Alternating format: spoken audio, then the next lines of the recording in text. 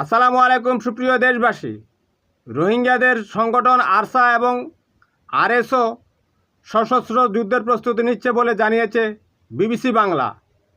তারা সীমান্ত পেরিয়ে মিয়ানমারের বিভিন্ন প্রশিক্ষণ কেন্দ্রে গিয়ে যুদ্ধের প্রস্তুতি নিচ্ছে তাদের মাটি রক্ষার জন্য, মাতৃভূমি রক্ষার জন্য। 1971 সালের 25শে মার্চের আগে কিন্তু পাকিস্তানিরা বাংলাদেশের উপর ধর্ষণ এবং গণহত্যা চালায়নি। যখনই 25শে মার্চ রাতের পর ধর্ষণ এবং গণহত্যা চালিয়েছে, তখনও বাংলাদেশের মানুষ সশস্ত্র যুদ্ধের প্রস্তুতি শুরু করেছে এবং যুদ্ধ করেছে, বাংলাদেশকে রক্ষা করেছে। রোহিঙ্গারা কিন্তু দেশ চায়নি, তারপরও তাদের মাটিতে তাদেরকে ধর্ষণ এবং হত্যার শিকার হতে হয়েছে। রোহিঙ্গাদেরকে যদি মিয়ানমারে ফেরত পাঠানো না হয়, তাহলে পৃথিবীর সমস্ত ভূমিহীন মানুষের জায়গা হবে বাংলাদেশ।